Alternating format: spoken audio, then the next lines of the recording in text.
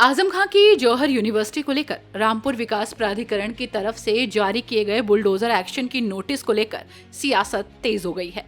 इस मामले को लेकर सपा मुखिया अखिलेश यादव और डिंपल यादव भी मैदान में उतर आए हैं। इसको लेकर दोनों का भयंकर गुस्सा फूटा। अखिलेश यादव ने भाजपा पर जोरदार हमला बोलते हुए कहा कि भाजपा शिक्षा को भी सांप्रदायिक नजरिए से देख रही है। उन्होंने आरोप लगाया कि शिक्षा, शिक्षक, शिक्षार्थी और पढ़ाई के बाद मिलने वाली नौकरी भाजपा के एजेंडे में ही नहीं है।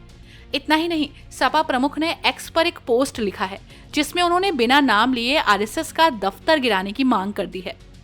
दरअसल अखिलेश यादव ने सोशल मीडिया साइट एक्स पर लिखा कि भाजपा को शिक्षा में भी सांप्रदायिकता नजर आती है।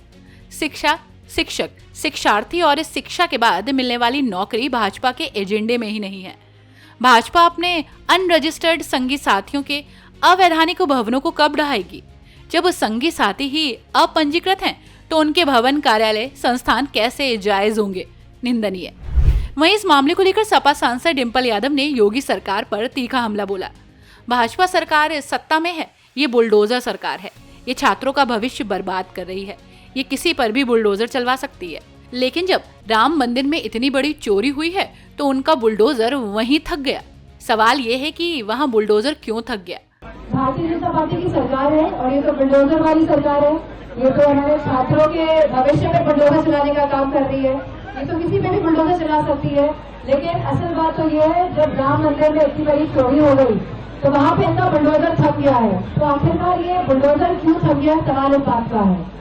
वहीं जौहर यूनिवर्सिटी पर कार्रवाई को लेकर सहारनपुर से कांग्रेस सांसद इमरान मसूद ने भी सवाल खड़े करते हुए भाजपा सरकार पर निशाना साधा है। उन्होंने कहा कि जब रामपुर डेवलपमेंट अथॉरिटी अस्तित्व में नहीं आई थी तब ये भवन बने थे। लेकिन मुद्दा ये नहीं है। मुद्दा ये है कि अगर एक स्थापित शिक्षण संस्थान को बुलडोज किया जाएगा तो उसमें पढ़ने वाले लाखों छात्रों का क्या होगा? उन्होंने कहा कि अगर निर्माण में कोई कमी है तो उसकी प्रक्रिया के तहत समाधान निकाला जा सकता है। देखिए, जब आरडी अस्तित्व में नहीं आया था तब वो भवन बने थे। लेकिन विषय ये नहीं है। विषय ये है कि एक बने बनाए संस्थान को अगर बुलडोज किया जाएगा तो उसमें पढ़ने वाले लाखों बच्चों का क्या होगा? आजम साहब से अदावत है तो आजम साहब को तो आपने जेल में डाल रखा है।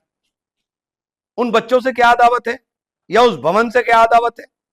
अगर वो गलत बना तो कंपाउंडिंग करा दीजिए, विश्वविद्यालय के अंदर अपने आदमी बैठा दीजिए, आप चला लीजिए। बहुत सारे रास्ते हैं।